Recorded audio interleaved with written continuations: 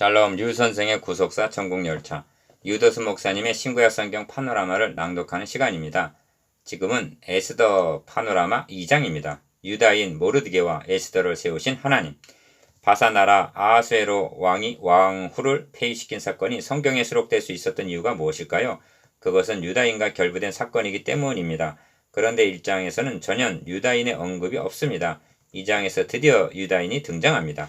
도성 수산에 한 유다인이 있으니 이름은 모르드게라. 5절.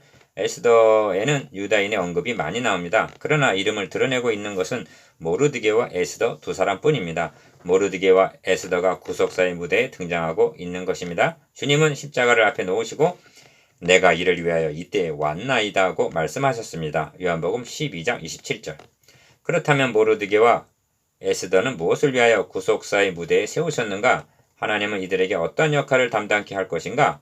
그러므로 2장의 주제는 유다인 모르드게와 에스더를 세우신 하나님이 될 수가 있습니다. 세 단원으로 나누어 상고하겠습니다. 첫째 단원 1절에서 4절 대신하여 왕후를 삼으소서. 둘째 단원 5절에서 20절 에스더가 대신하여 왕후가 되다. 셋째 단원 21절에서 23절 모르드게가 모살 음모를 왕에게 고함. 첫째 단원 1절에서 4절 대신하여 왕으로 삼으소서. 그 후에 아하수에로 왕의 노가 그치며 1절 노가 그친 후에 아하수에로 왕은 자신의 경솔한 행위를 후회했음직도 합니다. 그렇다고 여기서 어떤 교훈을 끌어들이려는 시도를 삼가야만 합니다. 왜냐하면 에스더를 통하여 말씀하시고자 하는 메시지가 그런 교훈에 있는 것이 아니기 때문입니다.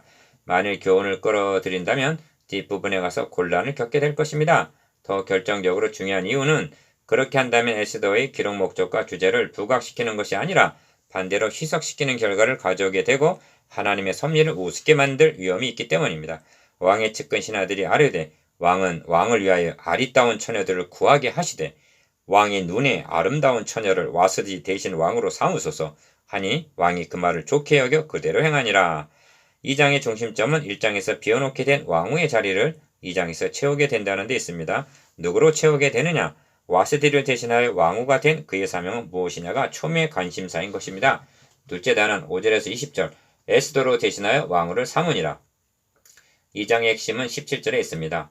왕이 모든 여자보다 에스더를 더 사랑하므로 그가 모든 처녀보다 왕 앞에 더 은총을 얻은지라. 왕이 그의 머리에 관을 씌우고 와스디를 대신하여 왕으로 삼은 후에 하고 와스디가 앉았던 자리에 에스더로 채워지고 있는 것입니다. 이 점에서 놓쳐서는 아니 될 중요한 요점이 있습니다. 와스디 대신에 에스더가 왕후가 되었다는 것이 어찌하여 중요합니까? 그것이 구속사에서 어떤 의미가 있는 것입니까?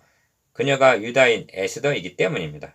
그러므로 둘째 단원에서 중요하게 대두되고 있는 것이 민족과 종족이라는 말입니다. 10절과 20절에 등장하고 있는데 에스더가 어느 민족, 어느 종족이냐? 이것이 중요한 요점인 것입니다.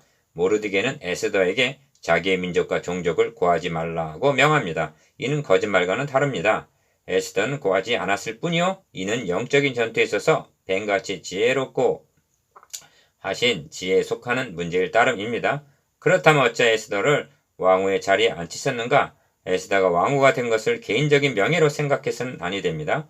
왕후면 무엇합니까? 유다인으로서 이방인과 그것도 폭군의 아내가 되었다는 것은 개인적으로는 불행한 일일 수도 있습니다.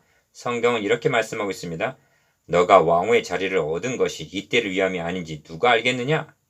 4장 14절 그렇습니다.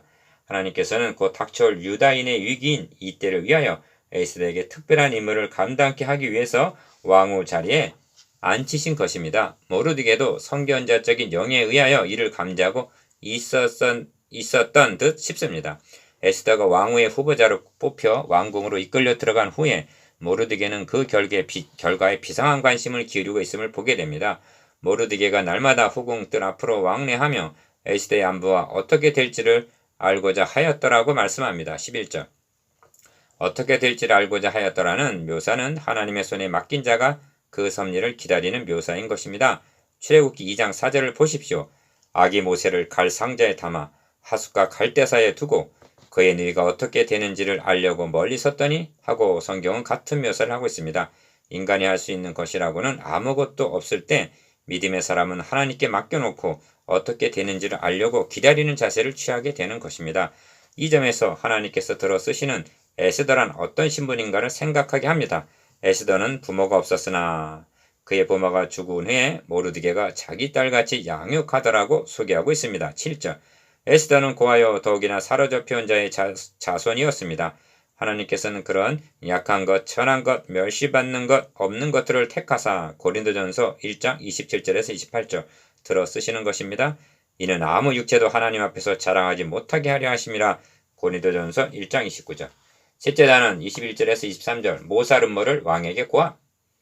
모르드게가 대궐문에 앉았을 때 문을 지키던 왕의 내시 빅단과 데레스 두 사람이 원한을 품고 아하수에로 왕을 암살하려는 음모를 꾸미는 것을 21절 모르드게가 이 사실을 에스더에게 고하고 에스더는 모르드게 이름으로 왕에게 고하여 그 결과를 궁중일기에 기록하게 합니다. 23절 그리하여 이 장에서 에스더는 왕후의 자리에 오르게 되고 모르드게는 궁중일기에 오르게 되는 것입니다. 6장에 가서 보게 될 것입니다만 우연히 알게 된 이 사건이 위기에서 유다인을 구원하는데 에스더의 역할 못지않게 중요하게 영향력을 미치게 되는 것입니다. 하나님의 칭호가 단 한 번도 등장하고 있지 않은 에스더에서 하나님의 선한 손이 하시는 일이란 참으로 놀라웁기 그지 없습니다. 여러분, 만물이 주에게서 나오고 주로 말미암고 주에게로 돌아감이니라는 하나님의 절대 주권을 믿는 사람들에게 우연이란 없습니다.